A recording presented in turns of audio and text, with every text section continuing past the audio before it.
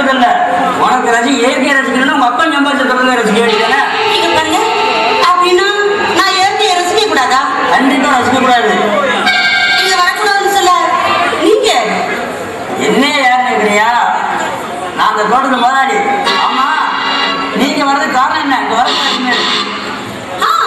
நீங்க பாருங்க, நானும் ஒண்ணு இல்லாதவ இல்ல. கொஞ்சம் டீசெண்டா பேசுங்க, புரியுதா? நானும் ஏகப்பட்ட சொத்து அதிபருக்கு மகதான். நீங்க பாருங்க, நானும் ஒண்ணு இல்லாதவ இல்ல. கொஞ்சம் டீசெண்டா பேசுங்க, புரியுதா? நானும் ஏகப்பட்ட சொத்து அதிபருக்கு மகதான்.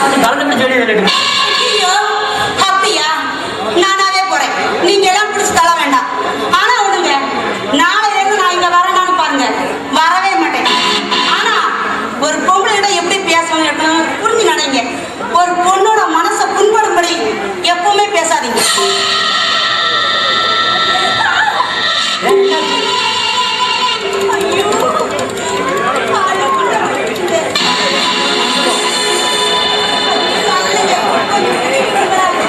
நான் எப்படி முன்னெடுப்பது?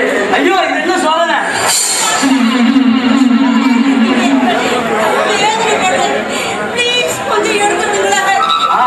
ஆபத்துக்கு பாருங்கல்ல.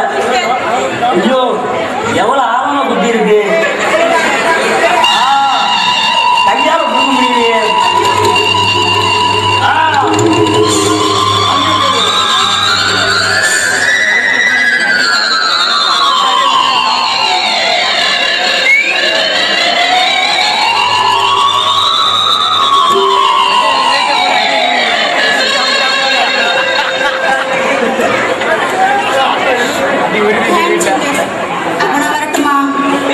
போயியா? முதல்ல என்ன யாருன்னு பேசுனீங்க, போன் விரட்டுனீங்க. இல்ல ஒண்ணும் இல்ல, நீ போகலாம். ஐயோ, என்னால போக முடியாதுங்க. ஏன் போக முடியாது? கால் வலிக்குங்க, என்னால நடக்க முடியாது. நீங்க தான் கூட்டிட்டு விடணும். இங்கே இரு, என்னோட காலை எடுத்துட்டு வரீங்க. அதெல்லாம் வேண்டாம், கால வலி அப்படியே போயிடுச்சு. எப்படி? அது வெளியில படுத்தனா அந்த நேரம் அப்படியே வலி போயிடுச்சு. ஆமா, என்ன உங்களுக்கு பிடிச்சிருக்கா? உன்னை எனக்கு ரொம்ப பிடிச்சிருக்கு. சரி. என்ன உனக்கு பிடிச்சிருக்கா? ரொம்ப பிடிச்சிருக்கு. ஏதாவது பேசுங்களேன். என்ன பேசுவதுன்றே தெரியவில்லை.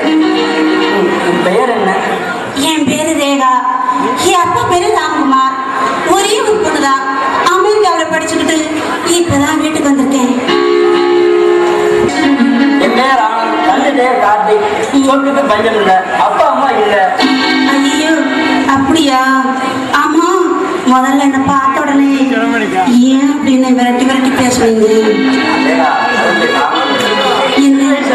எல்லாமே எனக்கு தெரிஞ்சுதான். அவன் பட்ட சித்தி கொடுமை என் மனசு ரொம்ப பாய்ச்சிருக்கு. இனியும் வரப்போகிற ஒரு குடும்பிக்கு 1000 ரூபாய் நீங்க கல்யாணமே பண்ணல, அப்படித்தானே? நீங்க பாருங்க,